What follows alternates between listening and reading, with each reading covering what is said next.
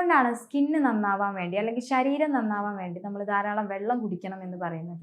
ശരിക്കും നമ്മളുടെ ശരീര കോശങ്ങൾ അല്ലെങ്കിൽ ചർമ്മകോശങ്ങളൊക്കെ പൊതിഞ്ഞിരിക്കുന്നത് വെള്ളം കൊണ്ട് തന്നെയാണ്. അല്ലെങ്കിൽ ഒരു വെള്ളത്തിൻ്റെ അഭാവമില്ല എന്നുണ്ടെങ്കിൽ അത് പലപ്പോഴും ചുളിഞ്ഞു പോകുന്ന ഒരു കണ്ടീഷൻ വരും. നമ്മൾ പ്രായം കൂടുന്നതിനനുസരിച്ച് നമ്മുടെ ശരീരത്തിലുള്ള ബേസിക്കലി പല ഫ്ലൂയിഡുകൾ ചുരുങ്ങി ചുരുങ്ങി വരുന്ന ഒരു നമസ്കാരം. ചെറിയ കുട്ടികൾ തൊട്ട് വലിയ ആളുകളോട് വരെ നമ്മൾ പറയുന്നതും അതുപോലെ തന്നെ സ്ഥിരമായിട്ട് നമ്മൾ കേട്ടൊരറിവാണ് വെള്ളം ധാരാളം കുടിക്കണം എന്നല്ലേ. ഈ വെള്ളം ധാരാളം കുടിക്കുന്നത് എന്തിനാണ്? അല്ലെങ്കിൽ വെള്ളം കുടിച്ചു കഴിഞ്ഞാൽ നമ്മുടെ ശരീരത്തിൽ എന്തെങ്കിലും വ്യത്യാസങ്ങൾ ഉണ്ടാവും, നമ്മുടെ സ്കിന്നിൽ എന്തെങ്കിലും വ്യത്യാസങ്ങൾ ഉണ്ടാവുമോ, മറ്റ് അസുഖങ്ങൾ വരാതിരിക്കാനാണോ വെള്ളം കുടിക്കുന്നത്? ഇത്തരം ഒരുപാട് ഡൗട്ടുകൾ ചിലപ്പോൾ മിക്ക ആളുകളിലും ഉണ്ടാവും.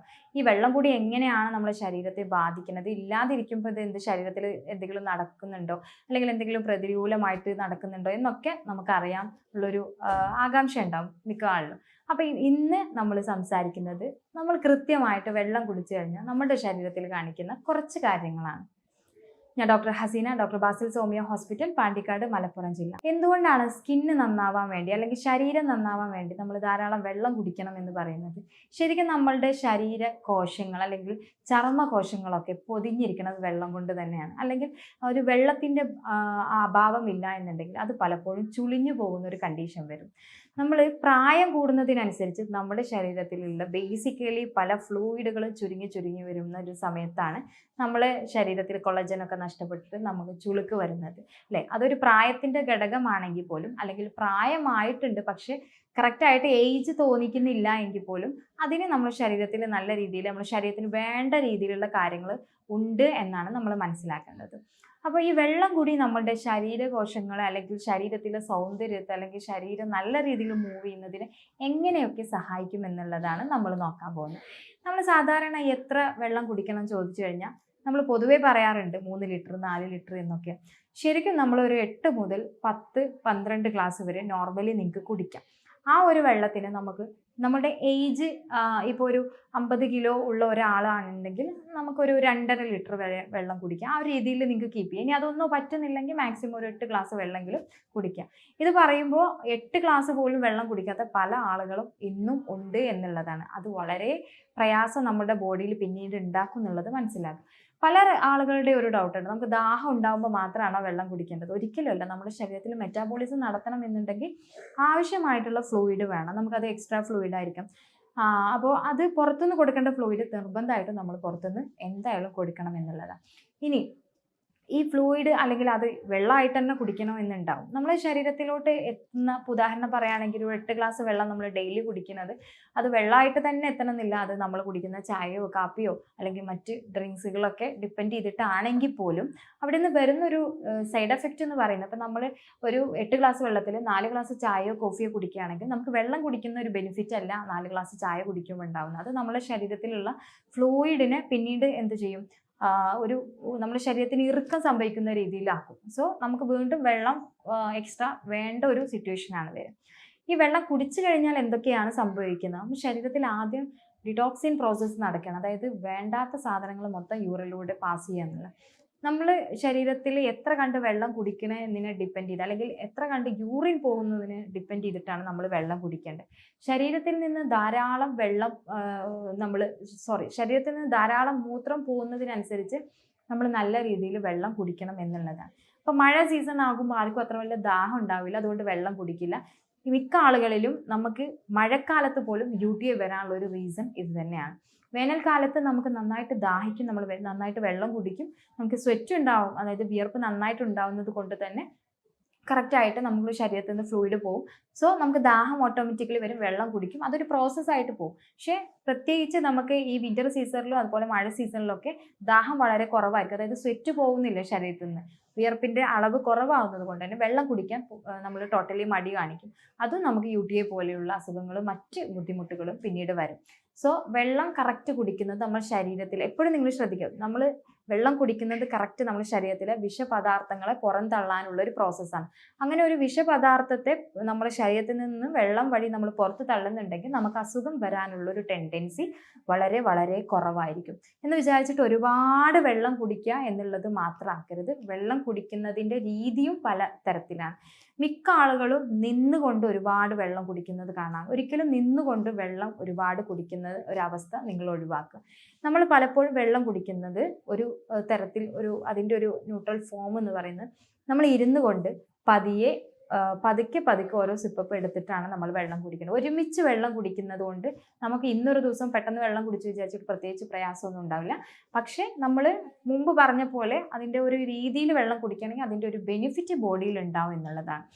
ഇനി നമ്മൾ ശ്രദ്ധിക്കേണ്ട കാര്യം, മോർണിംഗ് ആണ് ഏറ്റവും കൂടുതൽ വെള്ളം കുടിക്കുന്നത്. ഈ വെള്ളം കുടിയുടെ രീതി എന്ന് പറയുമ്പോൾ തന്നെ നിങ്ങൾ രാവിലെ തന്നെ പുലർച്ചെ ചായ കോഫിയൊക്കെ ഒഴിവാക്കിയിട്ട് ഒരു ഗ്ലാസ് ചെറു ചൂടുവെള്ളത്തിൽ സ്റ്റാർട്ട് ചെയ്യുക എന്നുള്ളതാണ്.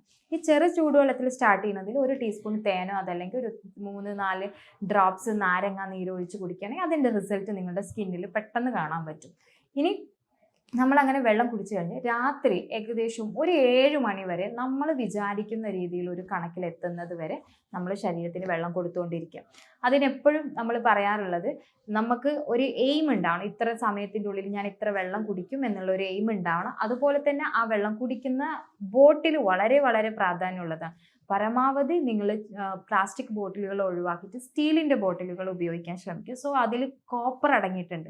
കോപ്പർ അടങ്ങുമ്പോൾ നമുക്കത് കുറച്ചും കൂടെ നമ്മളുടെ ബ്രെയിനും അതുപോലെ തന്നെ നമ്മുടെ ബോഡിയൊക്കെ നല്ല രീതിയിൽ നമുക്ക് പല രീതിയിലുള്ള ബെനിഫിറ്റുകൾ ഉണ്ടാക്കുന്നത്. സോ പ്ലാസ്റ്റിക് ബോട്ടിലുകൾ പരമാവധി, പ്രത്യേകിച്ച് ലോക്കൽ പ്ലാസ്റ്റിക് ബോട്ടിലുകൾ ഒഴിവാക്കുക എന്നുള്ളത്.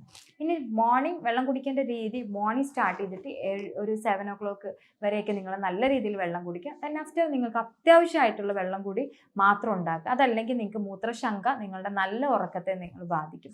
എപ്പോഴും പിന്നെ ചെയ്യുന്ന ഒരു മെയിൻ കാര്യം എന്ന് വെച്ചാൽ, ചില ആളുകൾ ഒരുപാട് വെള്ളം കുടിക്കും, പ്രത്യേകിച്ച് ജോലിക്കെല്ലാം പോകുന്ന ആളുകൾ. എന്നിട്ട് അത് യൂറിൻ പാസ് ചെയ്യാൻ പറ്റാത്ത, അതായത് മൂത്രശങ്ക വന്നാൽ പോലും യൂറിൻ പാസ് ചെയ്യാതെ അതങ്ങ് ഹോൾഡ് ചെയ്തിട്ട് പിന്നെ അതുവഴി ഒരുപാട് അസുഖങ്ങൾ ഉണ്ടാക്കാവുന്ന ആളുകളുണ്ട്. ഇനി അതുപോലെ തന്നെ ലൈഫ് സ്റ്റൈൽ ഡിസീസ് ആയിട്ടുള്ള മുട്ടുവേദന, കാലുവേദന, അത്തരം ആളുകളൊക്കെ, അല്ലെങ്കിൽ നമുക്ക് കൂടുതലായിട്ട് വയറ് സംബന്ധമായിട്ട് പ്രശ്നങ്ങളൊക്കെ ഉള്ള ആളുകളാണെന്നുണ്ടെങ്കിൽ എപ്പോഴും നമ്മൾ ഉപയോഗിക്കുന്ന ബോട്ടിൽ കുറച്ച് ദൂരെ കൊണ്ടുവച്ചിട്ട് ഇടയ്ക്കിടയ്ക്ക് നമ്മൾ വെള്ളം കുടിക്കാൻ എണീറ്റ് പോവുകയും അതുവഴി വെള്ളം കുടിച്ചു വരിക. അതുപോലെ തന്നെ യൂറിൻ പാസ് ചെയ്യുന്നൊരു പ്രോസസ്സ് ഉണ്ടാക്കുക.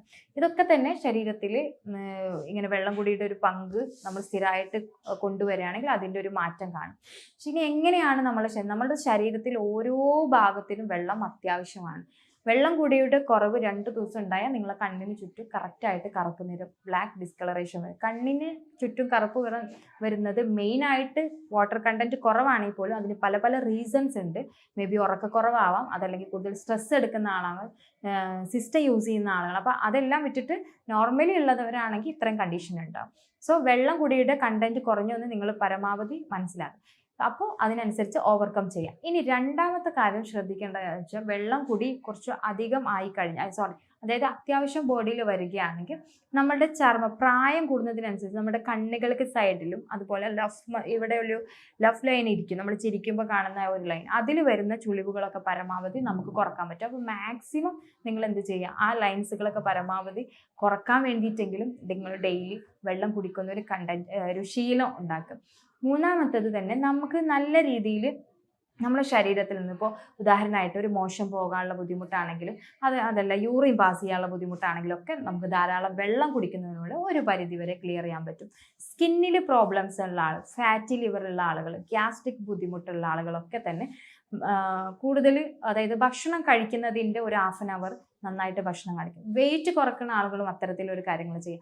വെള്ളം കുടിക്കുമ്പോൾ വെയിറ്റ് കുറയാൻ ആഗ്രഹിക്കുന്ന ആളുകളാണെങ്കിൽ ഭക്ഷണം കഴിക്കുന്ന ഒരു 1/2 hour മുന്നോടിയായിട്ട് നിങ്ങൾ വെള്ളം കുടിക്കുക. അപ്പോൾ നമുക്ക് ഭക്ഷണം കഴിക്കാനുള്ള ഒരു ടെൻഡൻസി കുറയും. സോ ഇത്തരം കാര്യങ്ങൾ ചെയ്യാം.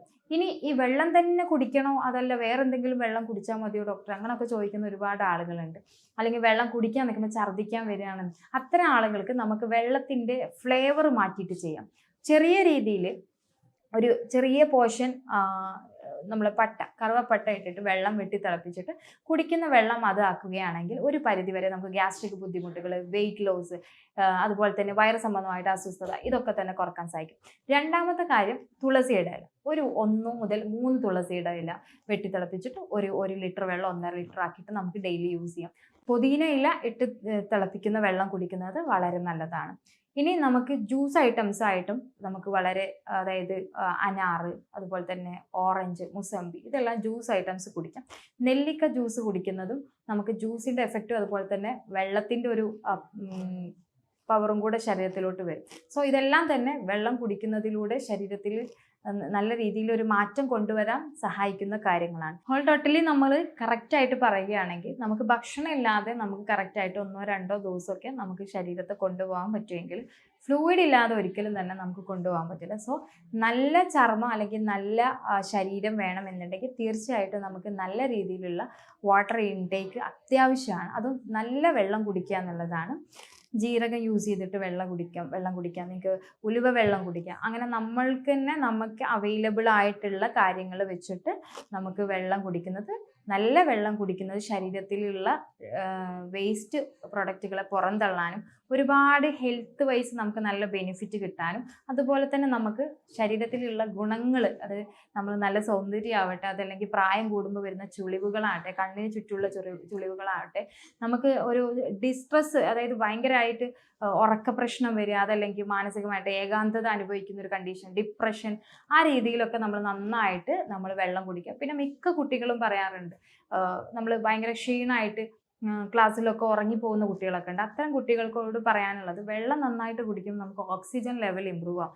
അപ്പോൾ നിങ്ങൾ ഇടയ്ക്കിടയ്ക്ക് നല്ല രീതിയിൽ ചെറിയ സിപ്പപ്പിലൊക്കെ വെള്ളം കുടിക്കുന്നത് ഒരു പരിധി വരെ ഇത് ക്ലിയർ ചെയ്യാൻ പറ്റും. എപ്പോഴും മോർണിംഗ് ടു ഈവനിങ് വരെ നിങ്ങളുടെ റൊട്ടീൻ ലൈഫിൽ വെള്ളത്തിൻ്റെ കണ്ടന്റ് വളരെ വളരെ ഇമ്പോർട്ടൻ്റ് ആയിട്ടുള്ള ഒരു ഇതാണെന്ന് നിങ്ങൾ മനസ്സിലാക്കുക. അത് കറക്റ്റായിട്ട് നിങ്ങൾ എത്ര കുടിക്കണം, എത്ര കണ്ട് വേണം, ഏത് രീതിയിൽ ഞാൻ കുടിക്കണം എന്നുള്ള കാര്യങ്ങളിലൊക്കെ നിങ്ങൾ കറക്റ്റായിട്ട് ഒരു പ്ലാൻ, ഒരു ഡയറ്റ് പോലെ ഒരു പ്ലാൻ ചെയ്ത് വെക്കുക. അത്തരം കാര്യങ്ങൾ നിങ്ങൾ കറക്റ്റ് ചെയ്യുകയാണെങ്കിൽ നിങ്ങൾ നോട്ട് ചെയ്ത് വെക്കുക. ശരിക്കും നിങ്ങളുടെ ശരീരത്തിൽ വലിയ രീതിയിൽ മാറ്റങ്ങൾ കൊണ്ടുവരാൻ പറ്റും.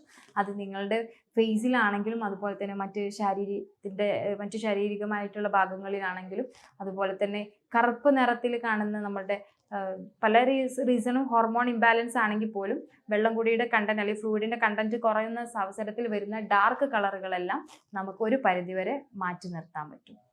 ആരോഗ്യപരമായിട്ടുള്ള സംശയങ്ങൾക്ക് താഴെയുള്ള വാട്സ്ആപ്പ് നമ്പറിൽ കോൺടാക്ട് ചെയ്യാൻ. ഞാൻ doctor Haseena, doctor Basil സോമിയ hospital, Pandikkad, Malappuram ജില്ല.